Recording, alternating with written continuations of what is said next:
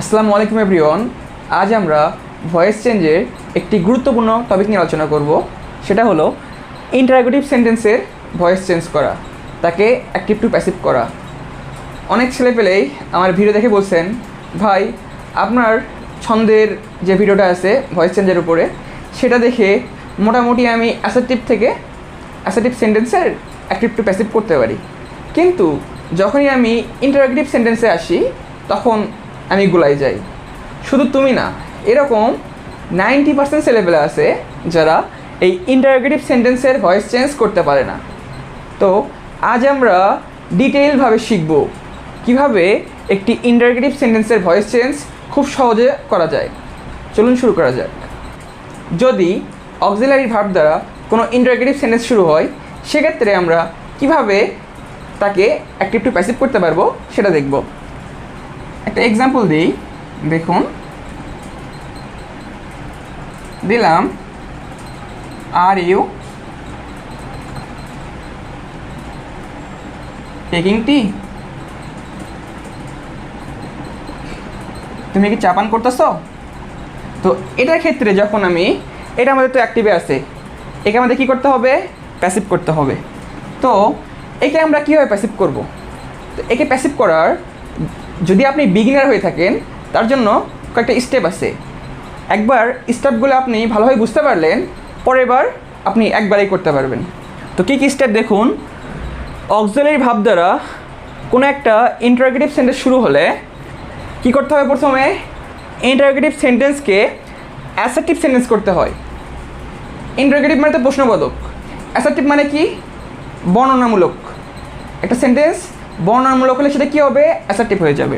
তো আমাকে ইন্টারোগেটিভ থেকে কী করতে হবে? প্রথমে অ্যাসার্টিভ করতে হবে। আমি করে নেই। দেখুন তো, আর ইউ টেকিং টি, একে অ্যাসার্টিভ করলে কী হবে? তাহলে এটাকে আর প্রশ্নবোধক থাকবে? থাকবে না, এটা এখন বর্ণনামূলক হয়ে যাবে। কী হবে? এই যে যেটা আমাদের সাবজেক্ট ছিল সেটা সামনে চলে আসবে। You are taking tea. আমরা এটাকে কী করে নিলাম? অ্যাসার্টিভ সেন্টেন্সে রূপান্তর করে নিলাম। এরপর স্টেপটা কী হবে? দেখুন, অ্যাসার্টিভ সেন্টেন্সকে প্যাসিভ ভয়েসে করতে হবে। আমরা যে অ্যাসার্টিভ সেন্টেন্সটা পাইলাম, এটাকে কী করবো? আমরা আবার প্যাসিভে করে নেব। তাহলে প্যাসিভের নিয়ম অনুযায়ী কী হবে? আমাদের যেটা অবজেক্ট থাকে সেটা কই চলে আসবে? সাবজেক্টের জায়গায়।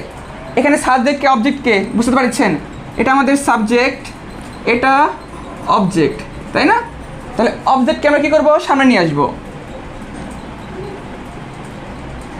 টি নিয়ে আসলাম। টির পরে কিনে আসবো আমরা? Auxiliary verb. আমরা দেখছিলাম। তাহলে টি এর পরে কি যাবে? আর যাবে কি?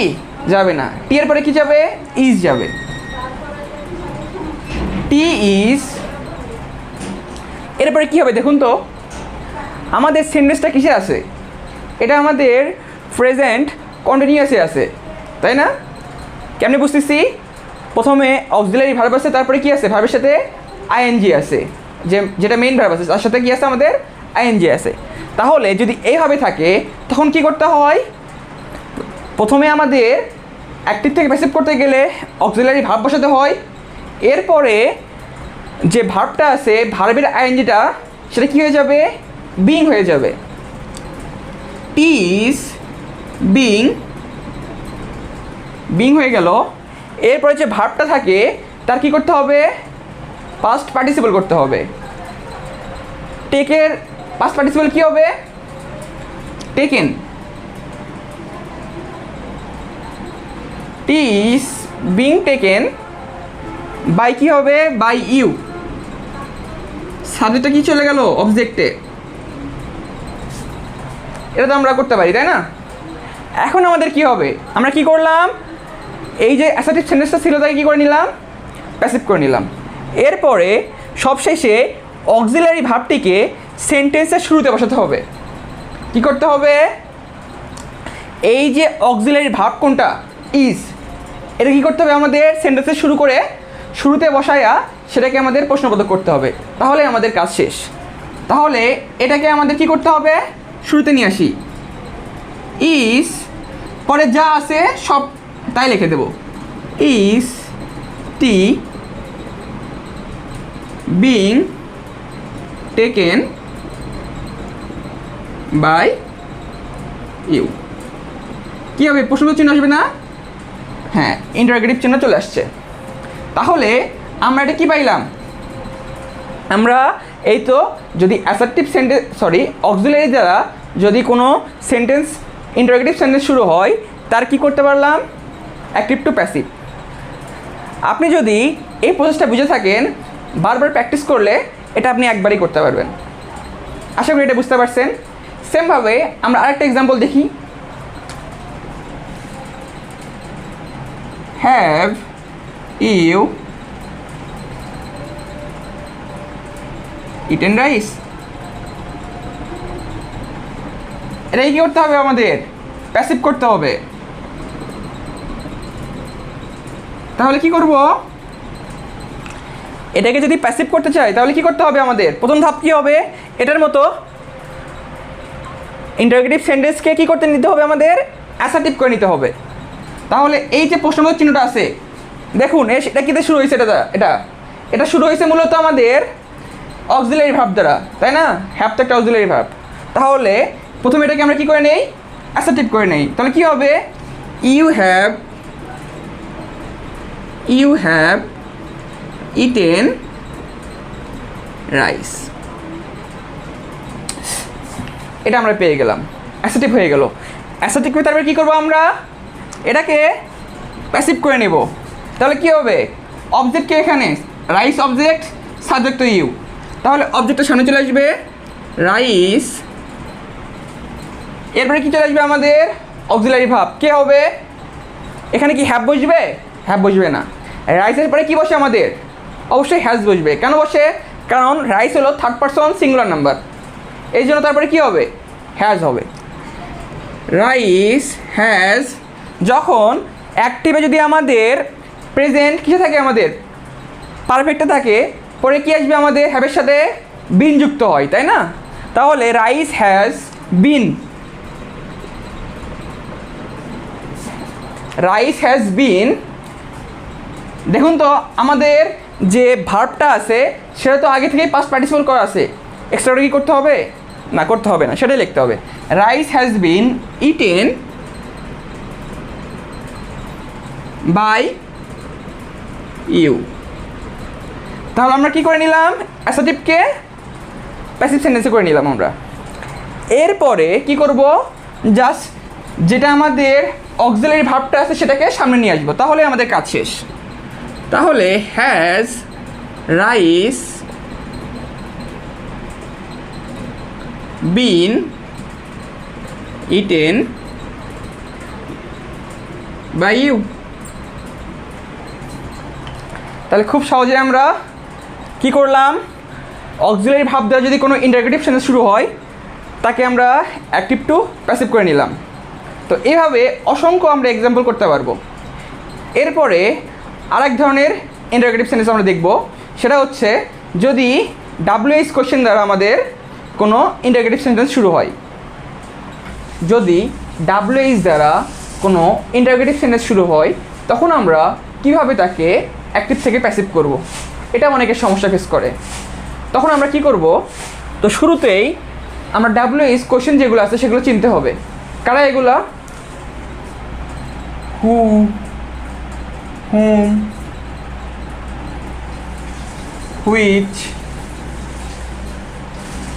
হোয়ার, ইটিসি। এগুলোই তো আমাদের WH কোশ্চেন। WH কোশ্চেন ছিলাম আমরা। এখন কিছু এক্সাম্পল দেখব।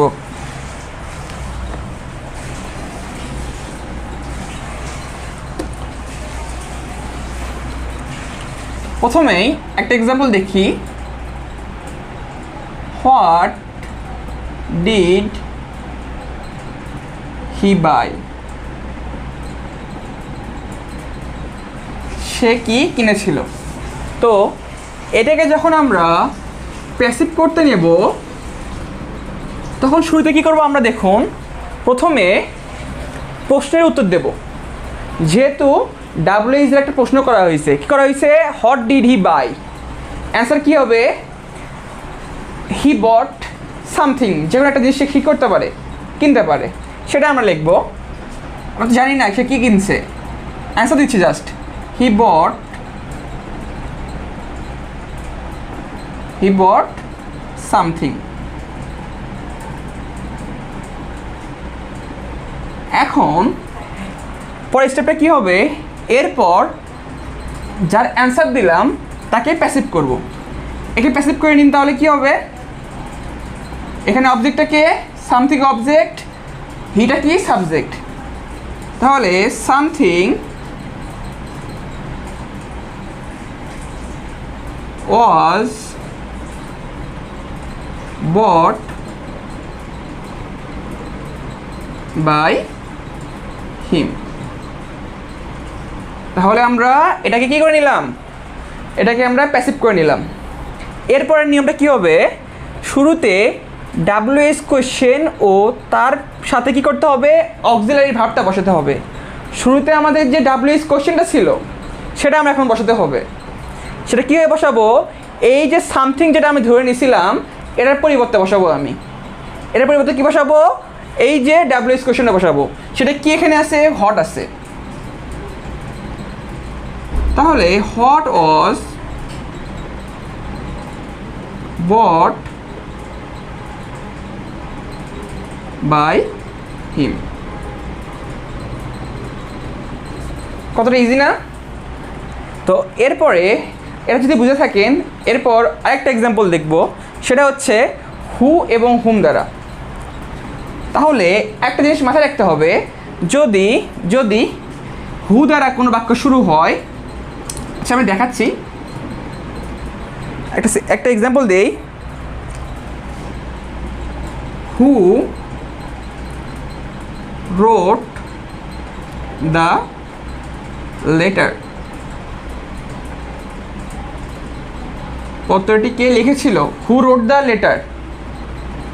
এটাকে যদি আমি অ্যান্সার করি তাহলে কি হবে, হবে কি সামন রোট দ্য লেটার, তাই না, সামন wrote the letter.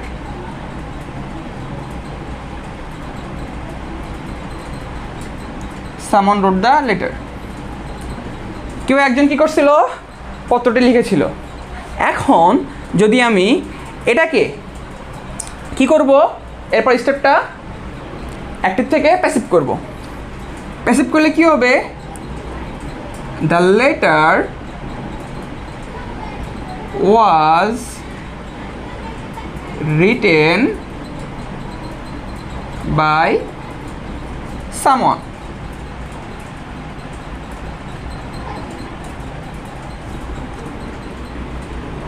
The letter was written by someone. এখন আমরা এটাকে, আমি এখানে কি লিখছিলাম, হু এবং হুমের ক্ষেত্রে কি হয়, একটু ব্যতিক্রম হয়, সেই ব্যতিক্রমটা কি সেটা দেখব। দেখুন তো আমি কি বলছিলাম, যে জিনিসটা আমরা কি করে নিয়েছি, ধরে নিয়েছিলাম, সেখানে কি বসাবো, ডাব্লিউএস কোয়েশ্চেনটা বসাবো। এখানে কই আছে দেখুন তো, বাই সামন আছে না, তো এখানে তো বসানো যাবে না, ডাব্লিউএস সবসময় কই বসে, শুরুতে বসে। তাহলে এই বাই সামনের পরে এই সামনটা উঠে গিয়ে কী হবে, বাই হুম বসবে। তাহলে যদি আমাদের হু দ্বারা কোনো একটা ইন্টারোগেটিভ সেন্টেন্স শুরু হয়, তার ক্ষেত্রে কী হবে, বাই হুম, বাই হুম। এরপরে কি আসবে আমাদের, অক্সিলারি ভার্ব, ভার্বটা কি, was. By hmm was the letter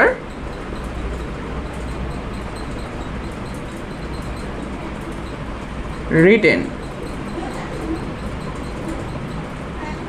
কি চলে আসবে আমাদের, প্রশ্নবোধক চিহ্ন চলে আসবে। এইভাবে আমরা হু থাকলে তাকে কি করতে পারবো, অ্যাক্টিভ থেকে প্যাসিভ করতে পারবো। যদি আমাদের হুম থাকতো, একটা এক্সাম্পল দেখাই, আচ্ছা উপরে দেখাতে হবে,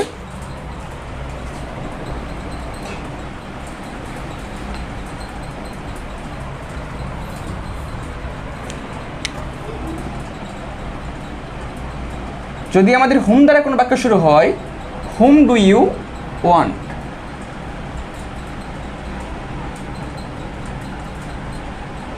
এটার ক্ষেত্রে আমাদের কি হবে, হুম দ্বারা কোনো বাক্য ইন্টারোগেটিভ বাক্য শুরু হলে সেখানে আমাদের অ্যাক্টিভ থেকে প্যাসিভ করার সময় কি চলে আসবে,